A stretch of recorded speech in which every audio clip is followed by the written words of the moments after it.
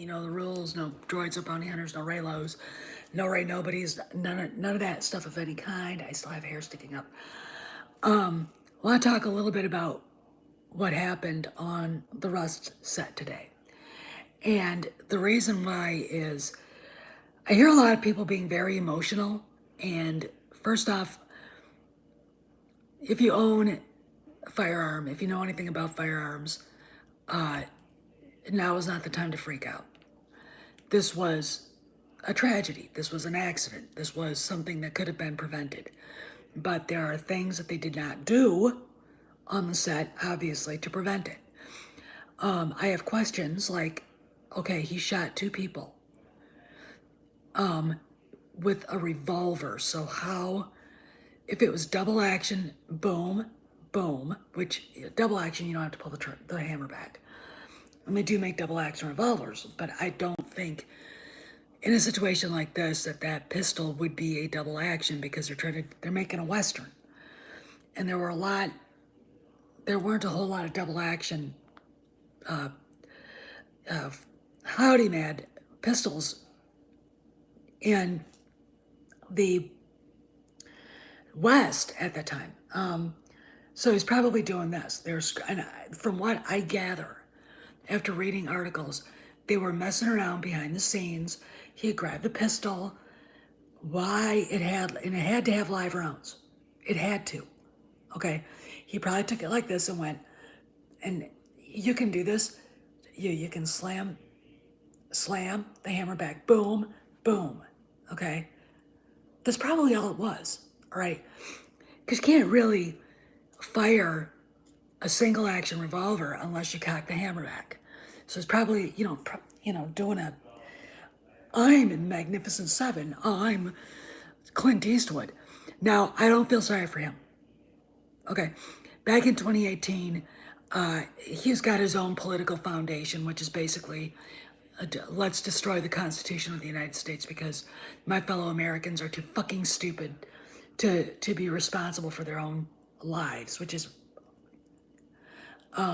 but that's the way people like Alec Baldwin think. He went after a friend of mine, Dana Lash. Dana, obviously, she used to be a spokeswoman for the National Rifle Association.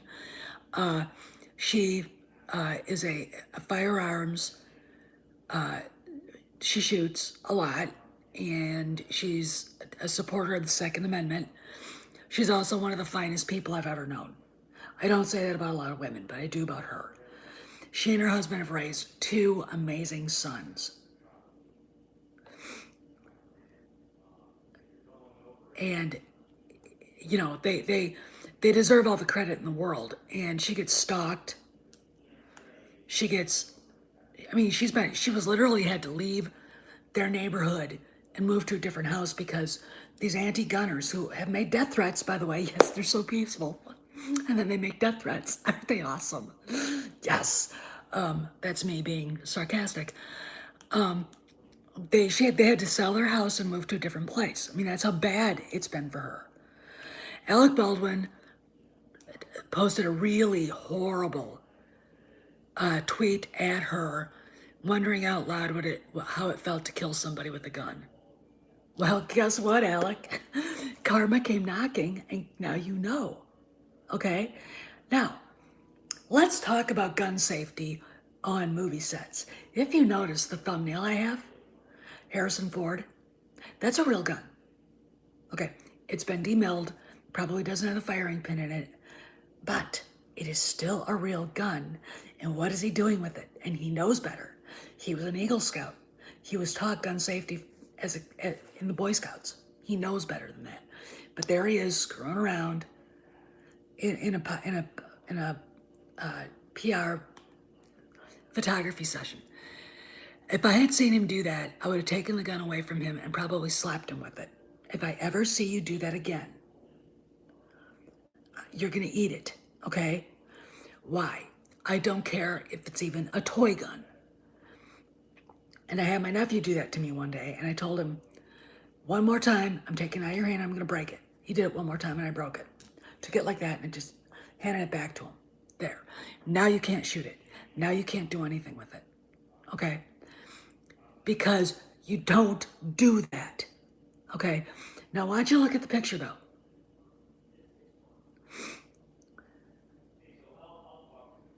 Yeah, exactly, Troy. That's exactly what I thought. But here's the deal. It had live rounds in it. They don't feel the same. They don't look the same. You know a blank from, I don't have any blanks. We don't have any blanks here. But I do have several different kinds of, of you've got your target loads and you got your self-defense loads. And that's just for the pistols. Okay. Then you've got your FMJ, rifle loads, which we use for sighting in the rifles. And you have your deer hunting loads, which are, I've got silver tips for deer hunting, which are my favorites. Then shotguns, you've got shot, bird shot. You've got target shot, which is a lot lighter. I mean, they're smaller pellets. Then you've got BB, which is for geese and turkeys, or they have actual loads specifically for turkeys. And then you have buckshot, which is, you can kill deer with it. And by the way, that's what cops use in their shotguns. And they probably use high velocity number 2. Now, in that, let me explain about a shotgun before I get into what I was talking about. A shotgun with high velocity number 2, when you've got a home defense gun, if it is not rigged up, like if it's not a semi-automatic,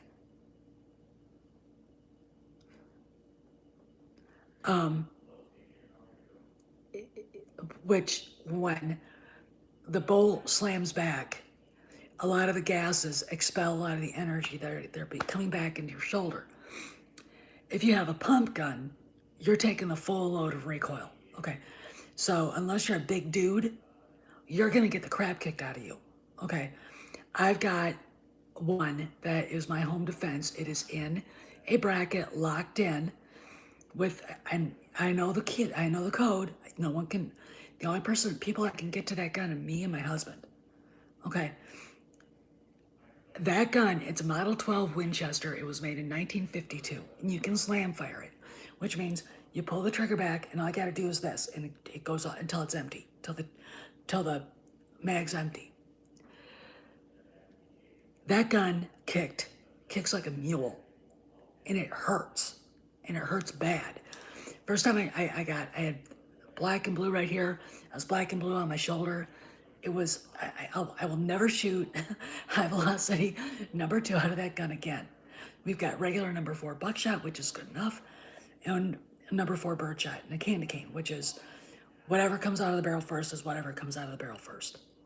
Okay. And then you've got shotgun slugs. Slugs are like, they're like bullets, only they're about, you either have sabot rounds, which are aerodynamically perfect, but they're encased in plastic. And when they come out of the barrel, the plastic falls away and the round goes down range. I use those for deer hunting. BRI, Ballistic Research Industries, came up with them. And my brother, I would use his, and I really want one, a Ithaca Deer Slayer 2 with the scope on it, rifle barrel. You can get shotguns like that for deer hunting, and they're just as good as any rifle, if not better. And up to 90 yards, that deer is going down. Up to 200. I mean, you can get them at 200 yards. Net route is 444, I don't know, grains or whatever. It'll drop, but if you put the crosshairs above that deer's shoulder and fire, it might drop a foot, but that deer's going down. He's going down. There's no, you're going to be eating backstrap at that night. Now back to the thumbnail. 2 things are wrong. Pointing it at his head, and he knows better. He's got his finger on the trigger. I want you to go and do a Google search of every action movie you've ever seen. Hi, Kojak. You've ever seen. All right. Pictures of Carrie Fisher from Return of the Jedi. She's got her finger on the trigger of that gun. That is a Makarov. It's a demilled 22 pistol Makarov. Harrison had right there what they call a Mauser broom handle. It's a C96, and it was a World War I made. They were built before the war, and if you ever see one shot, a real one, they're really weird looking. I mean, they're not. Come here, come. They're not. They're hard to explain. Okay, and I've seen Joe Montana shoot him on his show on for the Outdoor Network, and hey, Mexican Iron Man.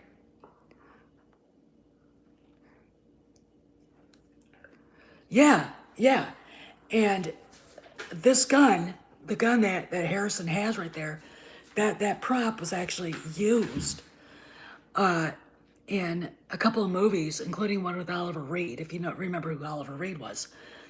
So that boom boom wasn't quite, I think it was also in a movie with Sean Connery. I think he carried it in a movie before. Harrison did. Here's the thing. You never point a gun again. I don't care if it's a, yeah, have a great trip, Mike. I don't care if it's a toy. I don't care if it has a little red beanie on the front. So you know it's a toy. I catch you pointing it at anybody, I'm going to take it and shove it up your ass. Okay? Don't do that. Ever. Okay? Second of all, get your finger off the trigger.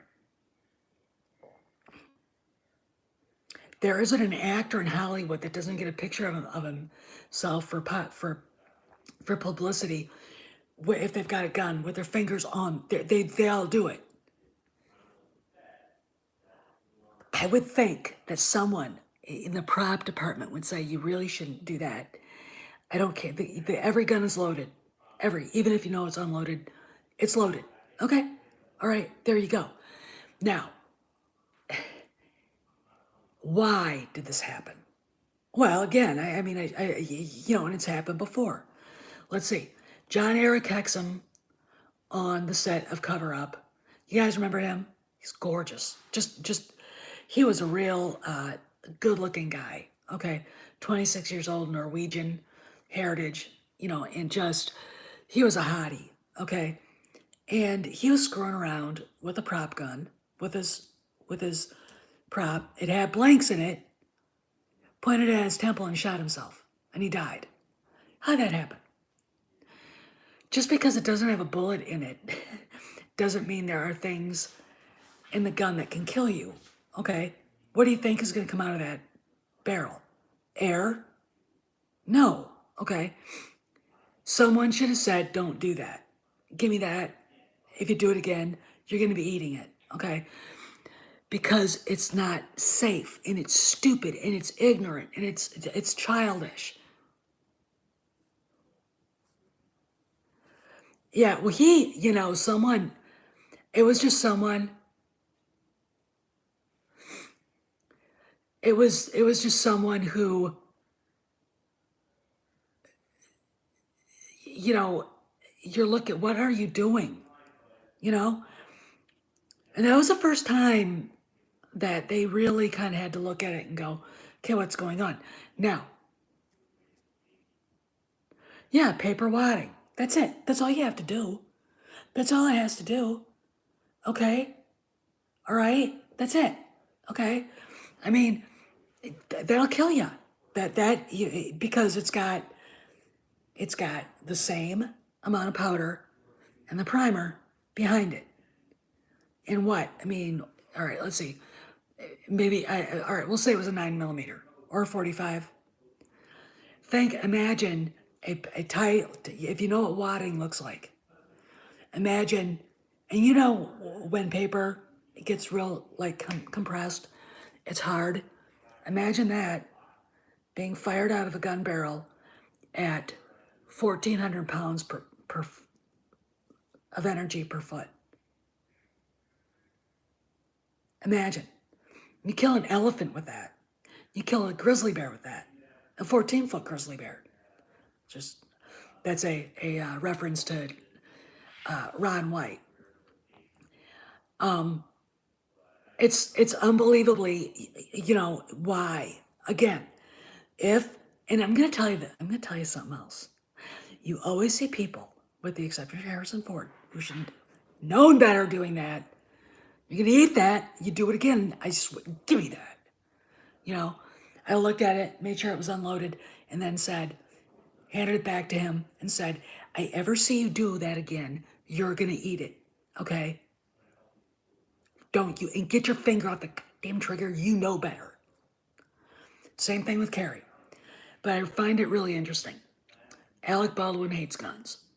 Most of these most of the people, well, all of these people involved in these tragedies, never been around firearms in their lives. Never. They're the ones that are scared to death. Well, actually, they're not. They want to make... Here's the deal. If you're an actor, you're doing a Western, you're not afraid.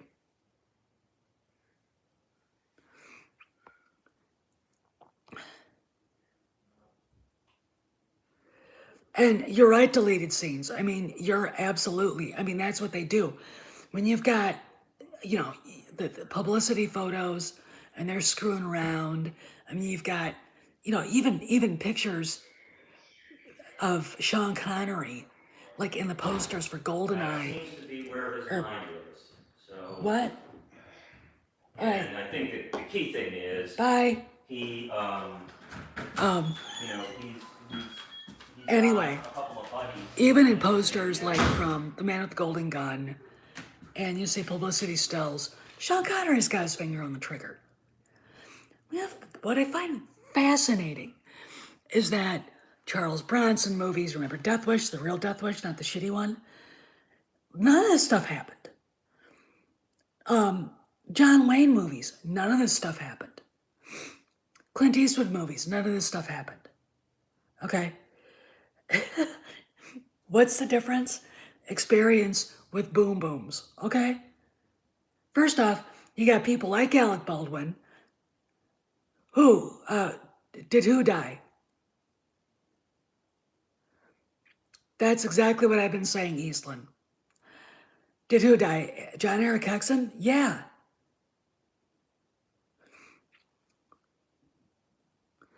I would say so. I mean, first off, it's very easy to pop open a revolver and look and see if it's empty.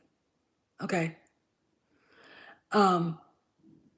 It's very, very, I mean, all you gotta do is pop it open, look at it, and if it looks like if there are rounds in it, you press the button, you press the lever, they'll come out, you'll look at them. And I'm gonna say this. I don't care if there are blanks in it. You do not fire a gun at anybody. The only way it works is if you've got ballistic glass in front of people. Let's say like Loki in the Morning basically was talking about that scene in oh yeah, Ingrid for Cadis. That would be, I don't want Cadis though. I want him to just play Jason Solo. That would be great. But here's the deal. There's a scene in the movie Tombstone. Yeah, just Jason. I don't like the idea of him going to the dark side. I don't think it's needed. But let me finish what I was saying.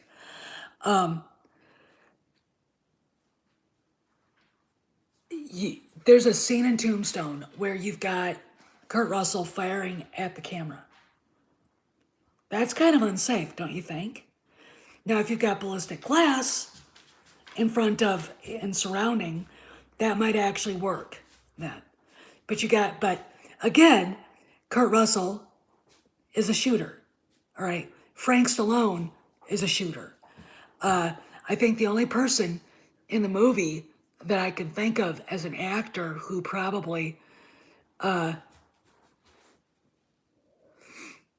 yeah, Eastland, I said that too, but okay. The only actor who probably didn't have anything to really do with guns is probably Val Kilmer, and even he was safe with it.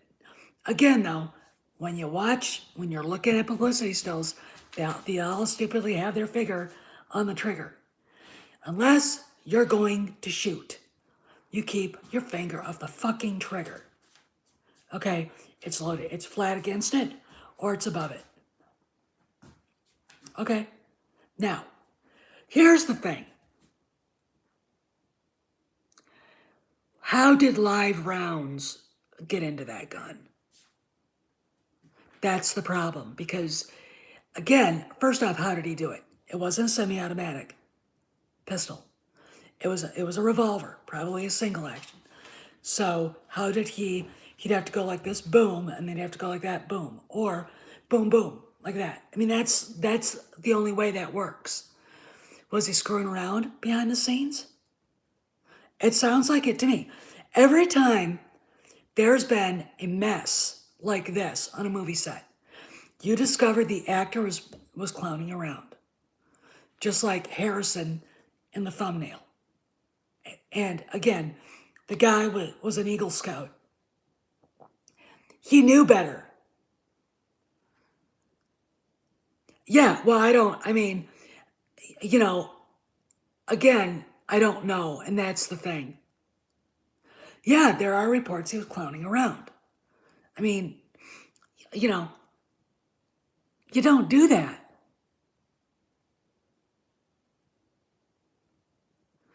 Well, to practice trigger squeeze, I do dry fire. Because I want to know what the trigger feels like. And it helps with that. One of my problems with the pistol is because I was raised to shoot trap and shoot shotguns. With shotgun, you just point and shoot. You just point and pull the trigger. Okay. It's real, just like boom, boom. Okay. With a rifle, you squeeze the trigger. You aim, look through the scope, or we have 2 Winchester Model 94s, and I love the 30-30. I love.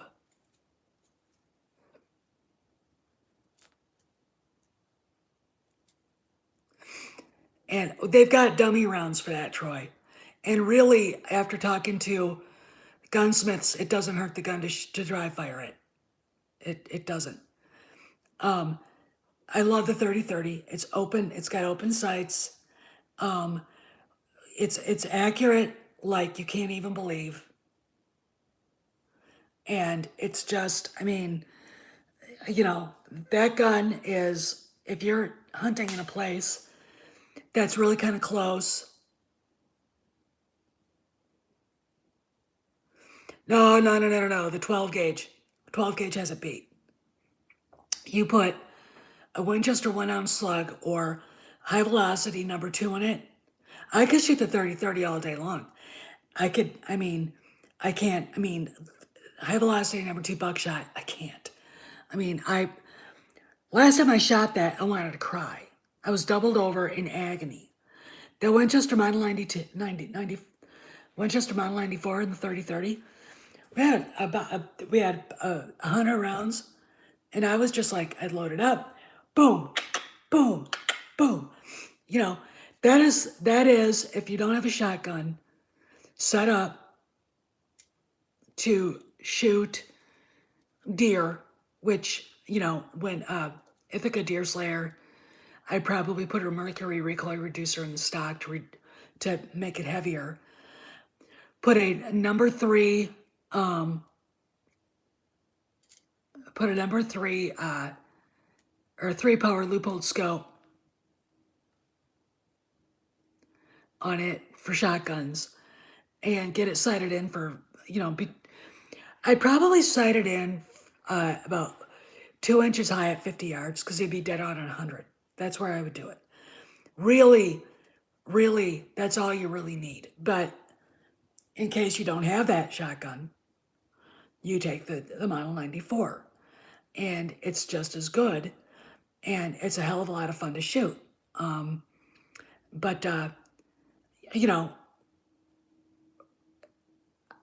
did this happen? And the only thing I can think is someone wasn't paying attention.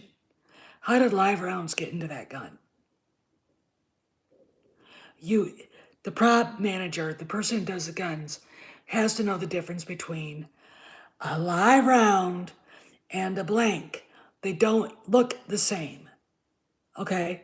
They're not the same. All right? That is the thing I don't get. Even if in that movie Tombstone, you've got Kurt Russell firing towards the camera, he's got blanks in the gun because Kurt Russell is not an idiot. Okay? And I'm going to say this. Alec Baldwin is not only the star of this movie, he's the producer. So ultimately, the shit ends up on his lap. Okay? He was the one ultimately responsible for what happened. Okay? It's a leadership issue. I don't, after the stuff he pulled about guns with Dana, I will never feel bad for him on this. I feel bad for the lady who got caught between it. Yeah, of course he is. And honestly, I think that he should be sued for wrongful death into the fucking blue ether. This is karma, okay? This is I'll tell you something else. This guy is so fucking stupid. He really is. If you followed him or saw him anywhere on Twitter, you know he's a gigantic moron. He is an idiot. He's a fucking idiot. Okay? He doesn't have a brain in his head. And he screams about guns and then does the last fucking thing he should have done. All right? And it's always people like that. It's always people like him. It's always people like, oh, I don't think anybody should have one. You don't see this shit happening.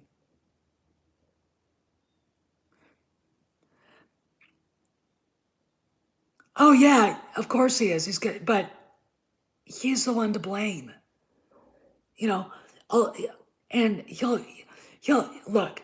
People like him blame everybody else for what they themselves have done.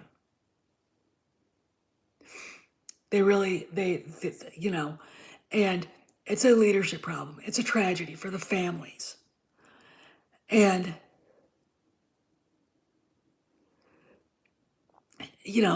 that's it. And it's a tragedy for the guys who are working on the set. Now, is it, were they working with a skeleton crew?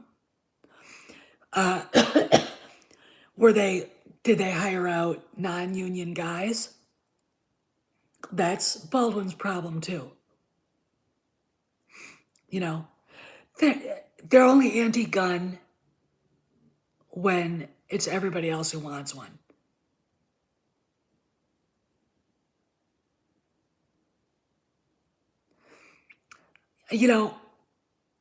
Part of me wonders if it was a setup, because I gotta say this. There should not have been a live round anywhere near that set. Now, I don't know the caliber of the gun. Let's say it was a 44 long Colt.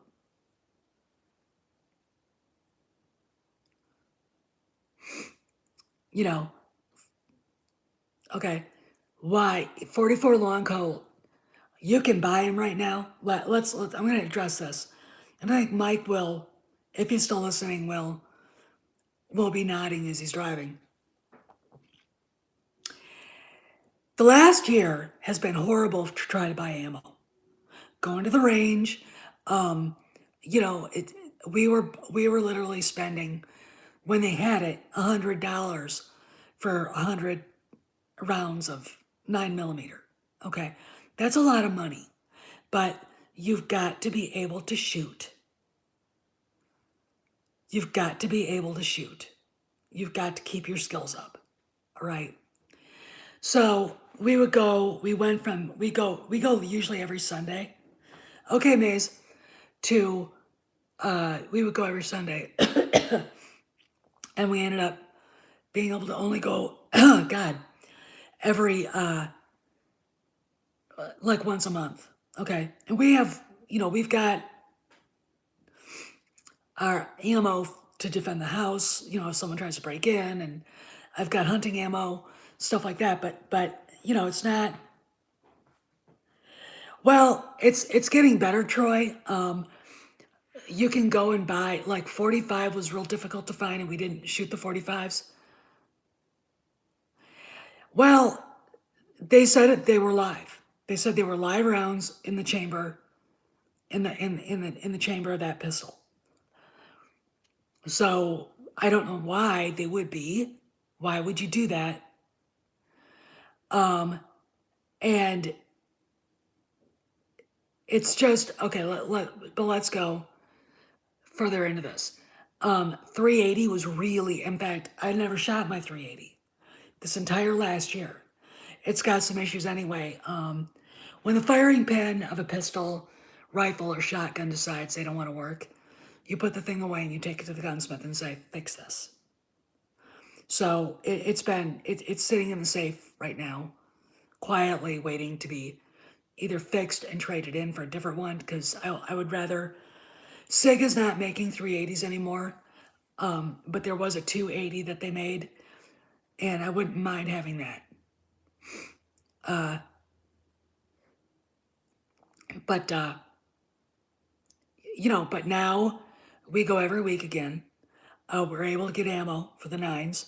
We were able to actually take the 45s out. And it's been, and you see a lot of ammo. It's still expensive. It's still expensive, but it's not as expensive as it was. Here's the problem. The manufacturers couldn't get components, and mainly, primers.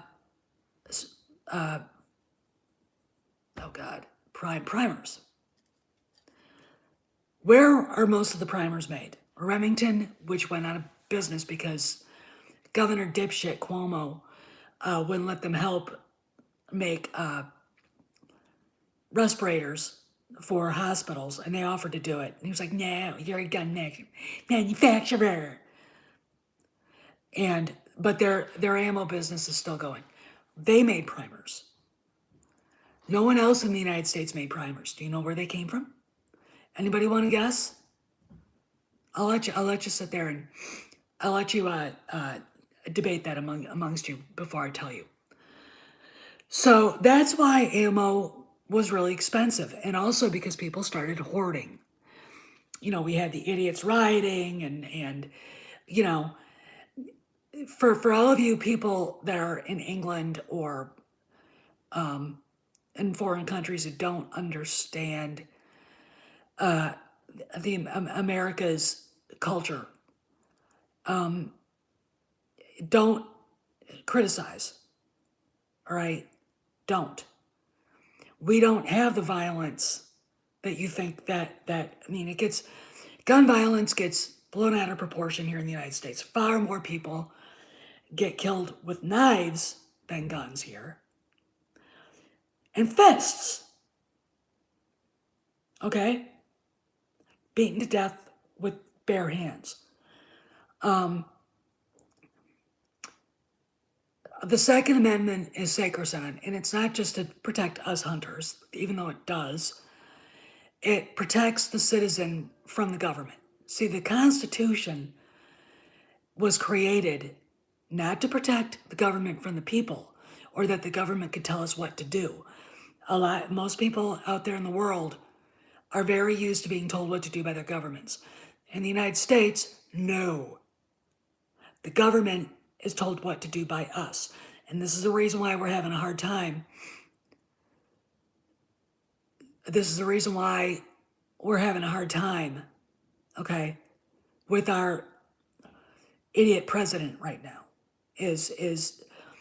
There are people in our government who hate the Constitution, who hate hearing from the people. Take it, you're going to take it, and you're going to like it. That's our attitude. They don't respect the first 10 amendments of the Constitution. And Texas is having they put a fetal heartbeat bill in. Oh yeah, and that's true too, Troy. Most of firearms deaths in the United States are basically suicides. Okay. Texas just put a very strong anti-abortion law. And if you look at how the Constitution is set up, the 10th Amendment basically says all power not given to the federal government can be taken by the states, okay? And that's the thing, okay? So we've got Texas and a few other states finally saying, you just can't kill your baby, all right? You know, you can sit here and argue with me all you want, but the moment a human egg and a human sperm join, there's a completely new set of DNA, new set of chromosomes. That is a new human being, all right? And as a Catholic, babies are human the moment they're conceived, okay? Jeremiah, I knew you before I formed you in the womb, okay? Pretty powerful things right there. How about not be a slut? Okay, all right. That would, I mean, how about behave like a lady once? All right. And I speak to that as someone who was very confused about how to have a relationship with a guy. Okay. You know, when you're told by your elders that sex equals love, and they would, I mean, that Jane Fonda and the rest of that shit, they all think that, or they all thought that. Okay. And they pushed that shit out there, and now you've got this going on. You know, and anyway, so, and Florida's fighting back against the mandate. Yes, right. You're right, Troy. You're right. It really, really does. I mean, this goes to be a human behavior thing. And no, it's not cool to run around and screw every guy you see. It's not. And I'm sorry, but women aren't emotionally capable of doing that anyway. We get attached. And there's another problem with that no one ever wants to talk about. You know, you have on Sex and the City when Samantha says, oh, go and fuck like a man. And then all these problems, including her having problems, falling in love with Richard, okay? Women are emotionally different than guys. Guys, naturally, biologically, are disposed to spreading the seed everywhere, okay, until they settle down. You know, and that's just who they are. And, you know, when they grow up and mature, get married and everything and behave like, you know, like a grown-up man, they have to grow up. But still, the idea when you're young and you expect a guy like a one-night stand, and all of a sudden you wake up and you're like, oh my God, I love this man so much. First off, you don't know anything about him. Second of all, you did the last thing you should have done, and you made it the first thing you did. There. Yeah, you know, so anyway, but the federal government likes to overreach, and they like to tell us we're too stupid to know what we're doing. There are people, and I'm going to say this, we might hate Nancy Pelosi. We might think Chuck Schumer is the reincarnation of Meyer Lansky, and he is. But they're not the ones in charge. It's the dweebs from the ATF and Homeland Security who go up to the Hill and beg for money.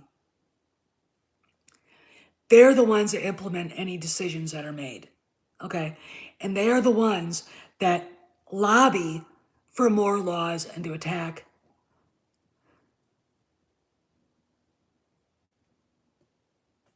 you know, they're the ones that go and, oh yeah, you're right, that go and want to attack individual rights.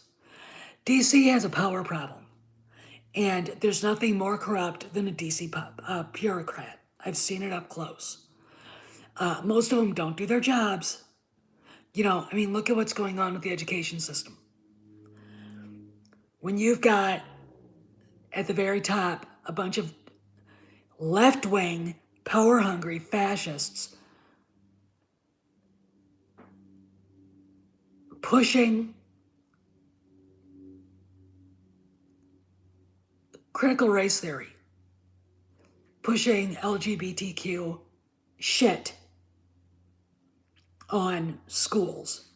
When you've got outlying areas in Virginia,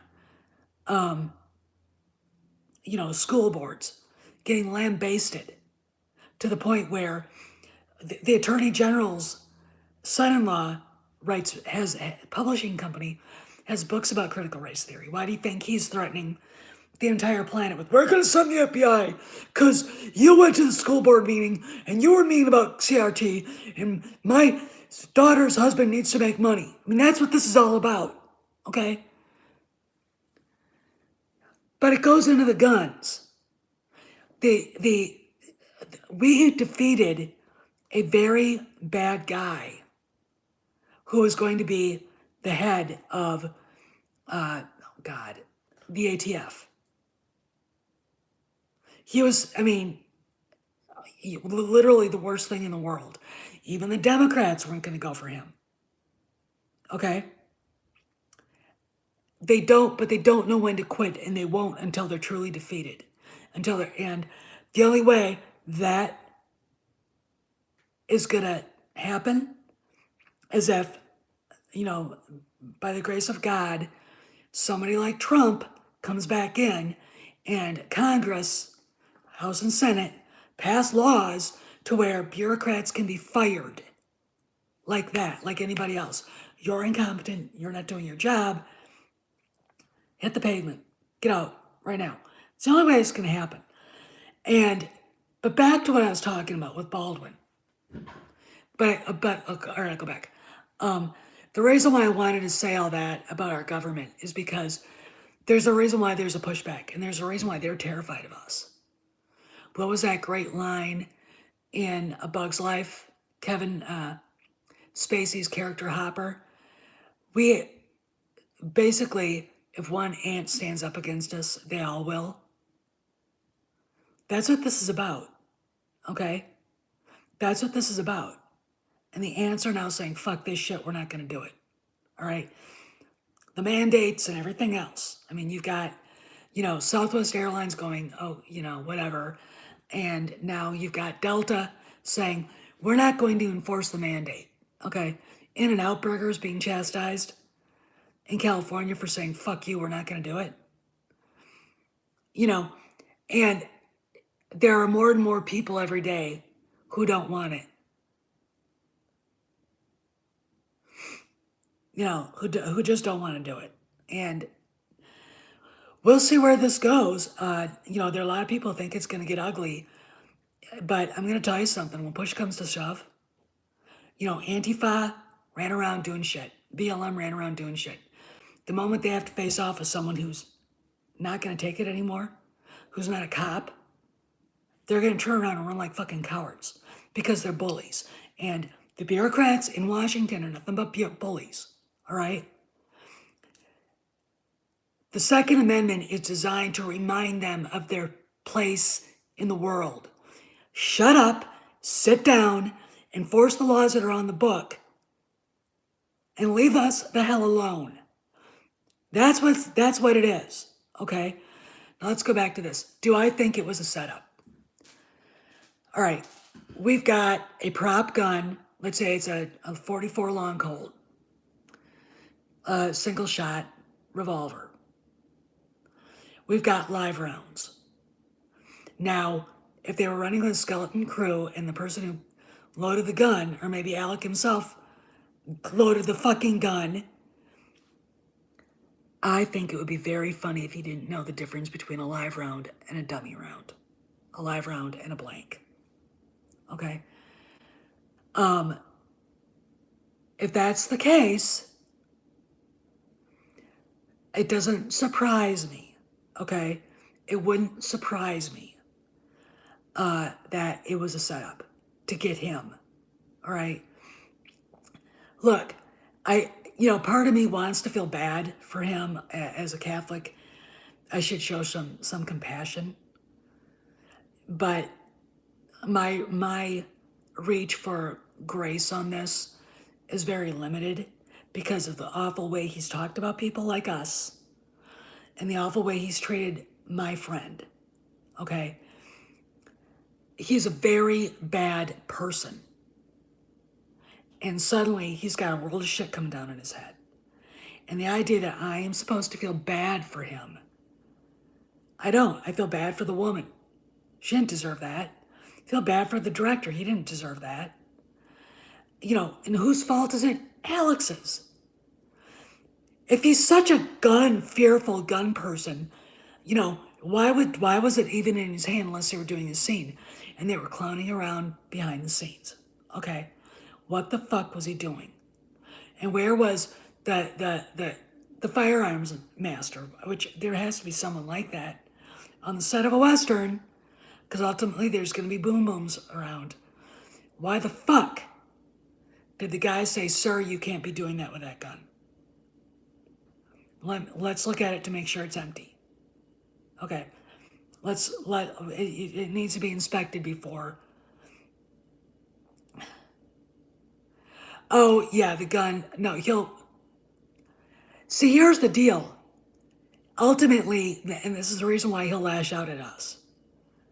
He doesn't want to take Eastland, the guy doesn't know anything about guns. People, I said this before. It's always people like Alec Baldwin, and I hate to say this, Brandon Lee and John Eric Hexum, who get in trouble with this because they don't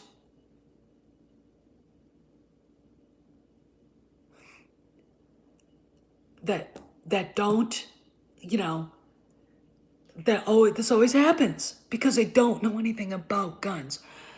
And just know that that's fine. That's fine. But after all the shitty things he said about my friend Dana, after all the shitty things he said about us, might give a damn broke. Okay? This is his movie. He is the main producer. And he gets, even if he hadn't done it, he still gets the blame. All right? If you run an unsafe, negligent set, you are the one to be blamed. Okay? That's a fact of leadership. It's a military rule. Okay? There's a general, a good friend of ours, who some stuff went down in a landing, and they were out doing some stuff, and the equipment wasn't